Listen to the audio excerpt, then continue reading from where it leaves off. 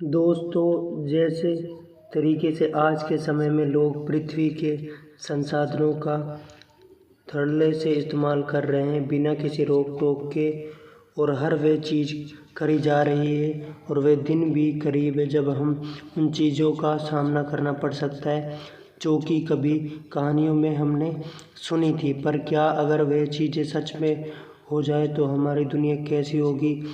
तो अंटलाटा महासागर के बीच हम कुछ लोगों को देखते हैं, जिसमें एक जैक है जो अपनी टीम के साथ बर्फ़ के सैंपल ले रहा है।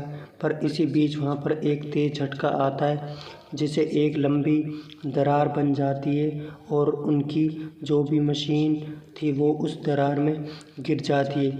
पर सबसे बड़ी मुसीबत यहाँ ये थी कि इनके लिए हुए सैंपल वो भी उसी में जा चुके हैं। उस बार तो जैक छलांग मारता है और अपनी जान की बाजी लगाकर उन्हें ले आता है, क्योंकि वह बहुत ही ज़्यादा कीमती है।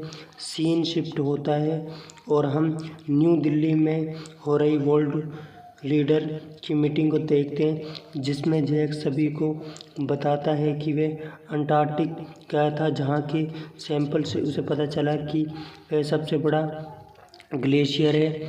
वह इतनी तेज़ी से पिघल रहा है कि उसका 70% पानी बन गया है। हमें जल्दी ही कुछ करना होगा, वरना ये पूरी दुनिया के लिए बहुत बड़ा खतरा बन सकता है और इसका अंजाम क्या होगा आप सभी जानते हैं। इतने में यूनाइटेड नेशन का चीफ कहता है कि इसमें तो बहुत पैसा लगेगा, कौन देगा इतना पैसा, क्या कोई कंट्री इसके लिए तैयार है। और ये सुनने किसी का हाथ नहीं उठता जो देख जैक ने कहा कि आने वाले समय में धरती का तापमान इतना गिर जाएगा कि एक आइस जज की शुरुआत होगी।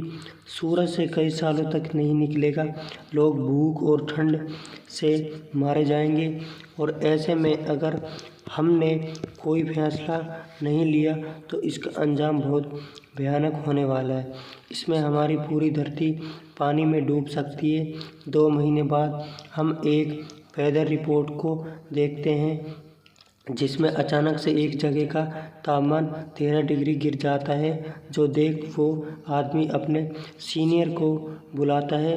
इस बीच दुनिया के दूसरे कोने यानी कि टोक्यो में हम देखते हैं कि काफ़ी टाइम से बारिश लगातार होती जा रही है, लेकिन आज कुछ बहुत ही अजीब होता है। आसमान से बड़े बड़े बर्फ़ के टुकड़े गिरना शुरू हो जाते हैं, जैसे कोई ऊपर से उन्हें फेंक रहा हो, और इसमें कई लोग घायल भी हो जाते हैं, पर किसी को कुछ पता नहीं था। दूसरी ओर जैक जो अपने घर लौट आया, उसे पता चला कि उसका बेटा हेनरी, जो काफ़ी इंटेलिजेंट है, पर उसे स्कूल में फेल कर दिया गया है। जो जानकर जैक भी हैरान था कि ऐसा कैसे हो सकता है, क्योंकि वो तो खुद अपनी टीचर से ज़्यादा समझदार है, जिसके चलते वो उसके टीचर को बहुत सुनाता है कॉल पर।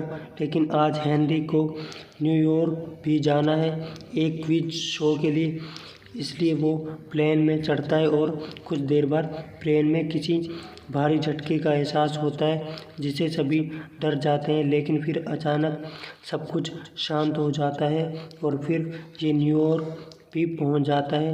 वहाँ बहुत ही ट्रैफिक लगा था, इसलिए सभी बच्चे टैक्सी से उतर कर पैदल जाने लगते हैं। लेकिन तभी हेनरी को आसमान में कुछ ही बहुत ही डरावना दिखाई देता है। लाखों की तादाद में चिड़िया चिल्लाते हुए दूसरी ओर भाग रही थी, मानो उन्होंने कुछ ऐसा देख लिया हो जो सभी को बताना चाह रही है। लेकिन किसी को फिर भी कुछ पल्ले नहीं पड़ता। उन्हें लगता है कि शायद ठंड के कारण वह दूसरी जगह पर जा रही है। खैर, अब ये अपने कंपटीशन के लिए चले जाते हैं। शो को शुरू किया जाता है। उधर हम एक और सीनियर प्रोफेसर को देखते हैं जो उस जगह पर पहुंचते हैं जहां से उन्हें उस आदमी ने कॉल किया था जिसने सबसे पहले उसे गिरते हुए तापमान को देखा था। जब प्रोफेसर इस चीज़ को देखते हैं तो उन्हें लगता है कि शायद ये कोई मैकेनिकल ग्लिच हो सकता है, लेकिन ये चीज़ एक नहीं बल्कि 4 जगहों पर हो रही है।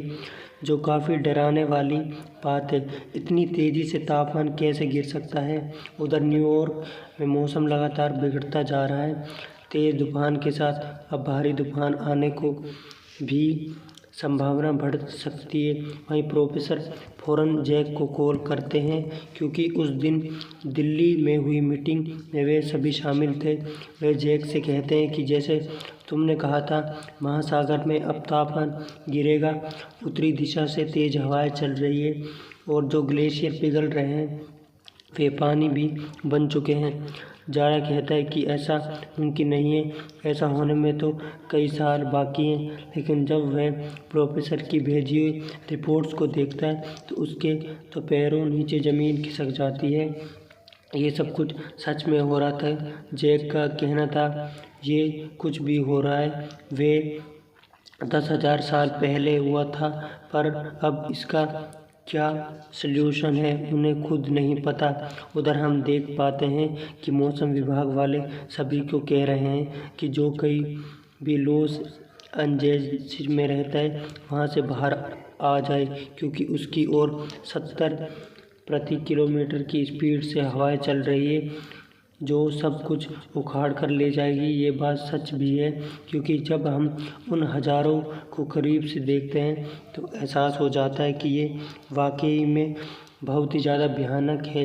एक नहीं दो बल्कि कई सारे टोर्नाडो लॉस एंजेलिस को जड़ से उखाड़ कर फेंक रहा है, जिसमें ना जाने कितने हज़ारों लोग मारे जाते हैं। सारी वापस आने वाली फ़्लाइट को कैंसिल कर दिया जाता है, यानी हेनरी अब वहीं पर फंसा रह गया। उधर अब मीटिंग का सिलसिला बढ़ जाता है क्योंकि वह तूफान थोड़े समय के लिए थम चुका था। इस बीच उस मीटिंग में यूनाइटेड नेशन के हेड भी शिरकत लेते हैं, जिसके सामने जैक बताता है जो कुछ भी आप लोग अभी देख रहे हैं वे मेरी थ्योरी के हिसाब से 100 साल बाद होने वाला था। लेकिन ये गलत था, क्योंकि उत्तरी महासागर की चट्टानों में दरार पाई गई, जिससे कि न जाने कितने बड़े ग्लेशियर पिघल गए हैं। उसमें से जो पानी निकला होगा वह कितना ठंडा और कितना ज़्यादा हो सकता है आप अंदाज़ा भी नहीं लगा सकते। पर उसकी बात पर कोई भी ध्यान नहीं देता। पर जाते जाते वह सभी से कहता है कि हम अभी एक भयानक क्लाइमेट चेंज के एकदम किनारे पर बैठे हुए हैं, तो सभी तैयार हो जाओ, बहुत कुछ बदलने वाला है। कुछ ऐसे लोग थे जो उसकी बात से सहमत थे, इसलिए वो उन्हें अपने साथ चलने को कहता है, जो जाकर वहाँ पर कई घंटे रिसर्च करके जो खुद बनाया हुआ मॉडल की मदद से जानकारी इकट्ठा करता है।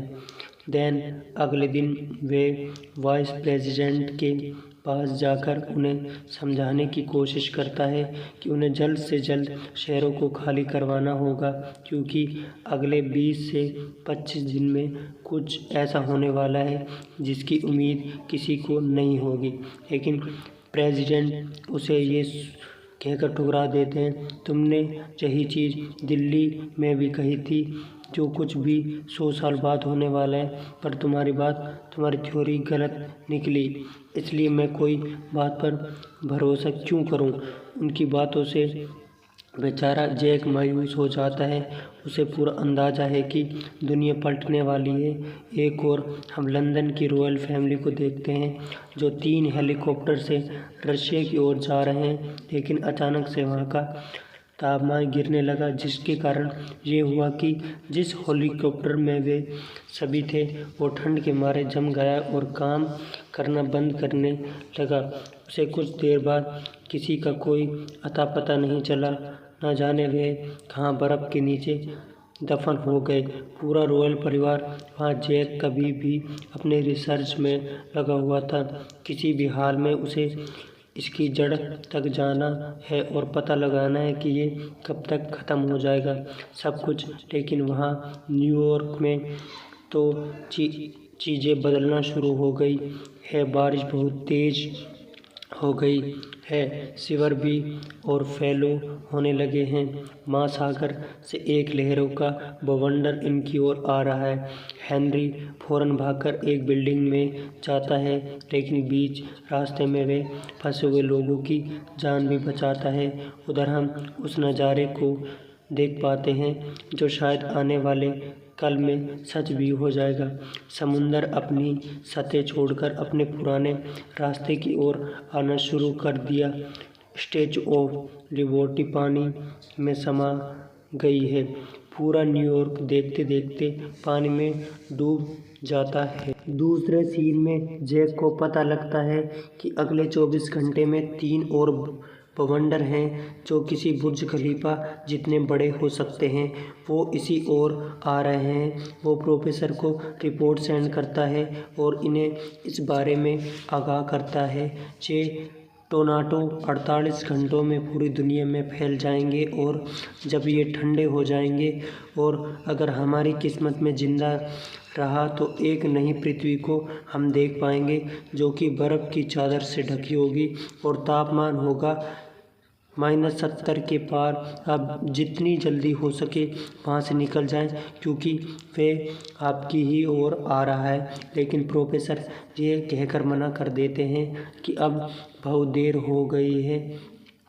वहीं दूसरी ओर हेनरी अभी खुद की जान बचाने में लगा हुआ है। इधर से जॉन उसे बार बार संपर्क करने की कोशिश कर रहा है जो कि हो भी जाता है। इसलिए वे अपने डैड से पूछता है क्या ये सब जो कुछ भी हो रहा है वहाँ भी वही हाल है। तो वे कहते हैं कि हाँ ये सब अभी चलता रहेगा। थोड़े टाइम तक तुम्हें खुद को संभालना होगा। जितना हो सके घर के अंदर रहो और कोशिश करने की बाहर ना निकलो क्योंकि तापमान बहुत तेज़ी से गिर रहा है। हेनरी के साथ उसके साथ एंजेलिना भी होती है जो उसे फ़ौरन इस शोर आने को कहती है क्योंकि पानी बढ़ रहा है। इसलिए वो उन्हें अलविदा कहकर ही शोर आ जाता है। पर उसके माता पिता को खुशी मिलती है कि कम से कम उनका बेटा तो जिंदा है क्योंकि न्यूयॉर्क की आधी से ज़्यादा आबादी मारी जा चुकी है। तभी वहाँ पर मौजूद लोगों को किसी बड़ी चीज़ से टकराने की आवाज़ आती है। वो लोग फ़ौरन बाहर देखते हैं खिड़की से तो हैरानी से उनकी आंखें फट जाती है। दरअसल एक विशाल कार्गो शिप अब न्यूयॉर्क की सड़कों पर चल रहा था। उधर अब जैक डिसाइड करता है कि वे अपनी बेटी को बचाने के लिए न्यूयॉर्क जाएगा वरना वे मारा जाएगा। हालांकि ऐसा करने के उसके साथ ही उसे रोकते हैं पर वह नहीं रुकता। लेकिन इतने में वहाँ पर उसका एक सीनियर आता है जो उसके साथ नासा में काम करता है। वो जैक को बताता है कि प्रेसिडेंट उससे बात करना चाहते हैं। वे चाहते हैं कि तुम उन्हें समझाओ कि क्या करना है। हालांकि पहले तो जैक नहीं मानता लेकिन बाद में उसे जाना पड़ता है। वहाँ वे सभी से कहता है कि ये तूफान अब अगले 10 दिन तक ऐसे ही चलता रहेगा। जब ये ख़त्म होगा तो हम उस दौर में चले जाएंगे जब अमेरिका जैसी कोई चीज़ हमारी पृथ्वी पर थी ही नहीं, यानी कि आइस एज में। प्रेसिडेंट पूछते हैं कि अब हमें क्या करना चाहिए। तो वो कहता है कि हमें अब दक्षिण की ओर जाना चाहिए जितना हो सके। पर अभी भी कुछ लोग हैं जो कि उत्तर की ओर फंसे हुए हैं। लेकिन उसका कहना था कि वह जगह किसी कब्रिस्तान जैसी बन गई है। अगर अपने किसी को वहाँ भेजा तो कभी वह वापस नहीं आएगा। हम दुआ कर सकते हैं कि वे बस घरों में रहें। वहाँ के पास जाने के लिए वे निकलना है। और यहाँ प्रेसिडेंट ऑर्डर देते हैं कि आर्मी को कहो कि जितना हो सके उत्तर की ओर लोगों को लेकर जाए। लेकिन अब इन्होंने पूरे अमेरिका को एक दूसरी जगह लेकर जाना है, वे भी कुछ ही दिनों में। और ये बहुत ही बड़ी बात है, एक असंभव जैसा टास्क है। वैन जिस बिल्डिंग में ठहरा हुआ था वहाँ कई और लोग भी रुके हुए थे जो कि भूखे और ठंड से परेशान थे।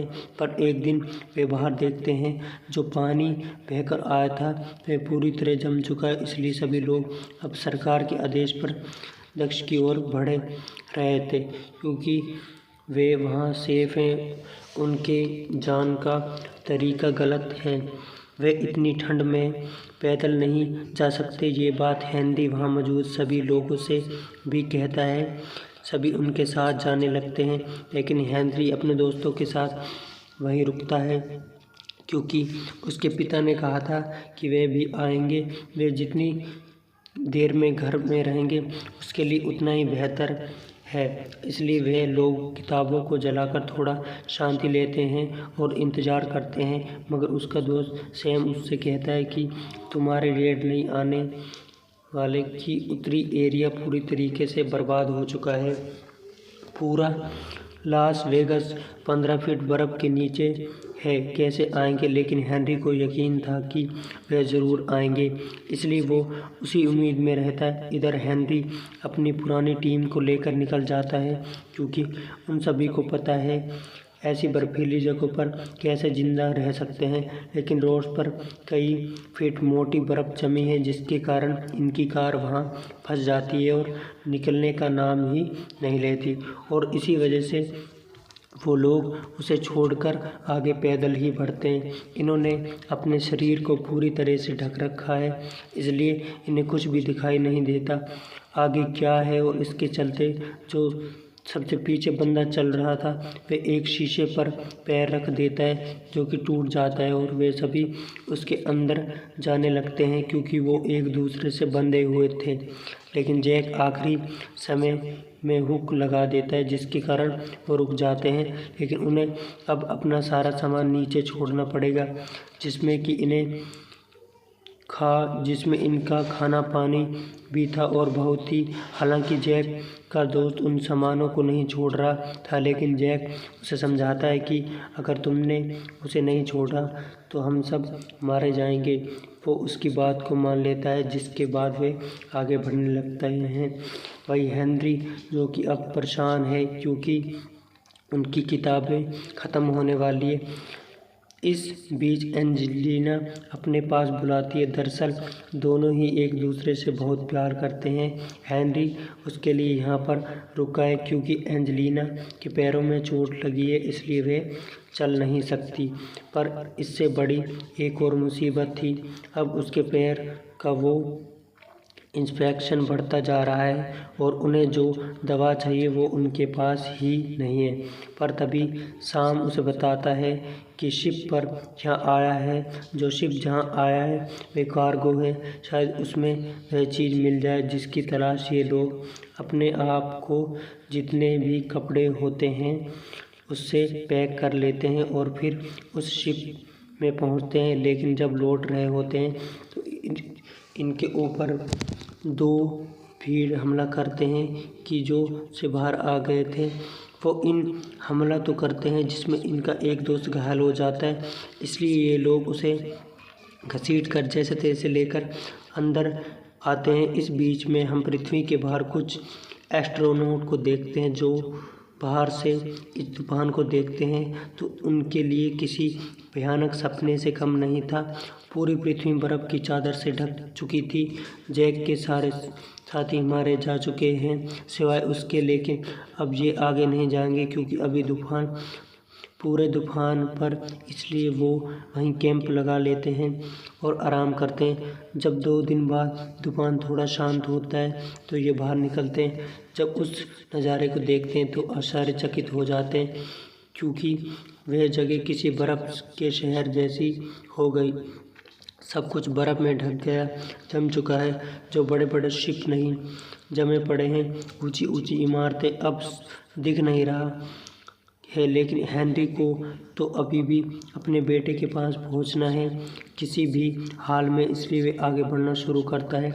अपने साथ ही बीच में उन्हें कई सारे लोगों की लाशें मिलती हैं जो कि दक्षिण की ओर पैदल जा रहे थे और रास्ते में वे मारे गए। ठंड की वजह से बड़ी ही मशक्क़त करके इन्हें वे लाइब्रेरी मिल जाती जिसके अंदर ये सभी आश्रय लिए हुए थे। लेकिन अंदर जाने पर वहाँ किसी की भी आवाज़ नहीं आ रही थी। हेनरी टॉर्च को इधर उधर मारता है, तभी उसे एक कमरे में रोशनी आती हुई दिखाई देती है जहाँ पर वे सभी आग जलाकर सो रहे थे।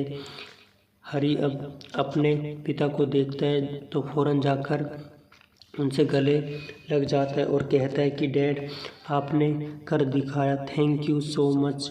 दोनों बाप बेटे इमोशनल हो जाते और रोने लगते हैं। इसके बाद वहाँ इन्हें बचाने के लिए हेलीकॉप्टर आते हैं। वहीं हम दूसरी ओर दिखाया जाता है कि जो वाइस प्रेसिडेंट हैं अब वे प्रेसिडेंट बन चुके हैं, क्योंकि फॉर्मर प्रेसिडेंट की तूफान से मौत हो गई है। सभी लोग अभी मेक्सिको में जा रहे हैं, जहां वे स्पीच देते हैं और कहते हैं कि मैंने बहुत गलती कर दी की बात को नज़रअंदाज करके, लेकिन ये कहना चाहूँगा और हमने एक और गलती करी है प्रकृति को बर्बाद करके। अगर हम सही कदम पहले उठा लेते तो ये कभी ना होता, लेकिन आज के बाद हम अपनी पूरी जान लगा देंगे अमेरिका को वापस खड़ा करने में। इस हादसे से हर किसी को सीख मिल जाती है कि सब कुछ ऊपर वाले का बनाया हुआ है, उससे ज़्यादा शक्तिशाली कोई नहीं है। अगर उसका कहर बरसेगा तो अमेरिका जैसा देश, ताकतवर देश भी मिट्टी में मिल जाएगा। इसलिए कहते हैं कि नेचर को बचाओ, अभी वह तुम्हें बचाएगा। आपको कहानी कैसी लगी कमेंट करके ज़रूर बताइएगा। मिलते हैं अगली वीडियो में। Thank you so much my watching video. तो धन्यवाद दोस्तों, कैसी लगी आपको हमारी स्टोरी। तो मिलते हैं आपको एक नई